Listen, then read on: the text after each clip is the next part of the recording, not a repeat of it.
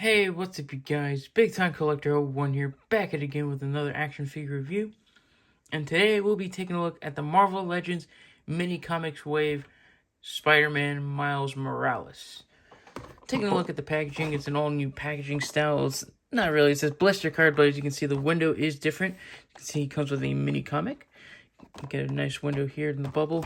On the back, you get, other figures from the waves, a little bio if you want to read it. Pause it right now. Barcode right here. I'm not sure if these are hitting stores. I got this off of Amazon. The whole wave is in stock on Amazon. My Dakin just shipped from BBTS.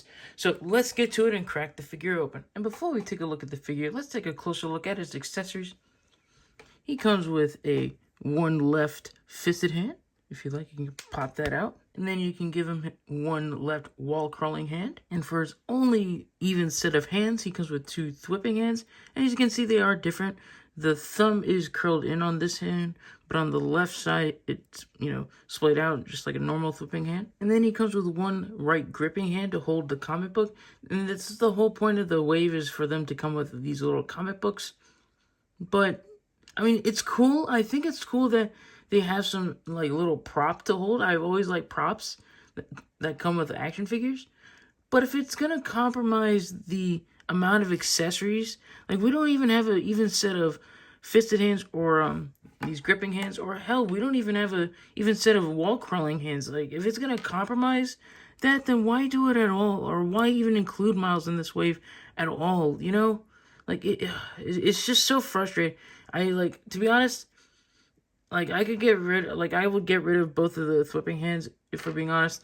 I would have given him two wall crawlers and two fists and then the one gripping hand. Because I don't really care for thwipping hands, if we're being honest. Out of the packaging, he comes with his unmasked head, which looks really nice. I do like how it's painted. You get the nice texturing and the hairs and all. But you can pop this out if you want. And you can put in this masked head, which looks really cool. I really do like how it looks. I really do like how the eyes look. I like how mean they look. I mean, I'm more used to him having a little bit bigger eyes. Closer to the, the video game one. But these are cool nonetheless. Now let's take a closer look at Miles Morales. And I'm keeping the masked head on there. But taking a look at the figure, the body is actually a new body, which is really cool. I actually thought it'd be reused from the Amazing Fantasy body, but no, it's a new body mold, which is really cool. I really do like that. That's just nice attention to detail, giving us a new, smaller teenage body, which looks really cool. Again, so that probably means the arms are new. The legs are reused, if I believe. Like, I'm pretty sure they are reused from the Spider-Boy. I'm not entirely sure, but the legs look nice, but a lot of people are complaining that the hips are too wide, and I can see it. Like, looking at it straight on, it looks too wide. But I see a trick that people have been doing is, since the figure has drop down hinges, you bring the hips down, and it just cuts a better silhouette, and it gives them a little bit more height if but overall, I think the hips are way too wide. Now let's take a closer look at Miles' articulation. Starting off with the head, it is on a ball joint and disc hinge, so you can look up that much, can look down that much, can rotate all the way around, and you get just a tiny amount of pivot. Shoulders move up that much, they move down, they rotate all the way around, and he does have a butterfly joint. Bicep swivel, double jointed elbows, and wrist that hinge and rotate. He has a diaphragm joint and a reverse ab crunch, so you can crunch down that much and crunch back that much, but he can also tilt and rotate. And like I mentioned before, he does have drop down hips, so you can bring the hips down, you can kick forward that much, you can kick back that much, and you can spread out this way. He has an upper thigh cut, double jointed knees, boot rotation, and ankles that move down, up, and have ankle pivot. Measuring out this new Miles Morales, he comes to around 5.5 inches tall. And then here he is next to my only other Miles Morales figure I have in my collection. We have the one from the PS5 game. And here's how he scales next to some noteworthy Spider-Man figures. We have the Maximum series, the Amazing Fantasy Spider-Man, and then the Renew Your Vows Spider-Man. And I do like the scaling between him and these Spider-Man figures. I mean, he does skew a little bit short, but if you'd like, you can, again, drop down the hinges on his hips to give him some extra height, if you'd like. And he will look a little taller next to these two Peters. And here's this new Miles Morales up on the rotating base.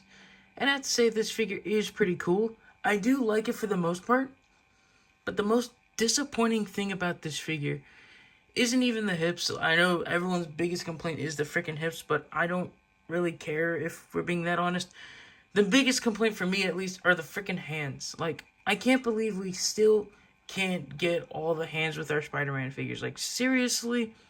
It's 2025, and we shouldn't be having this problem still. Like, seriously. And we've also been wanting a new comic book Miles Morales for a very long time. The last one that we got from a comic book, a comic-based Miles Morales, was in 2016. Like, that was a long time ago. And guess what? He came with all the hands. Why can't this one? It's the most disappointing thing ever. That Hasbro still can't give us all the accessories that we would want. Like, seriously. I can't stress it enough. But, to be honest, this is still a cool figure nonetheless. It would have just taken, it would have been a better figure if it came with all the hands. Like, seriously. If these stupid comics are going to limit the amount of accessories that the figures can come with, then why include them at all? Like I said, I do like it when action figures come with props. Like to be honest, I like the idea of them coming with comic books. I'm not going to lie, I do think that's a really cool idea. But it's still kind of stupid if it's just going to limit the amount of accessories. So, if anything, the figures should come with comic books for us, not for the figures. Like, be like McFarlane Page Punchers, man. Give us actual comic books, not comic books for the figures. Yeah, the whole concept of the mini-comic series is kind of dumb, but it's still a cool figure nonetheless. I hope you guys enjoyed this video. If you did, leave a like, comment down below, and subscribe. And I'll catch you guys in the next one. See ya.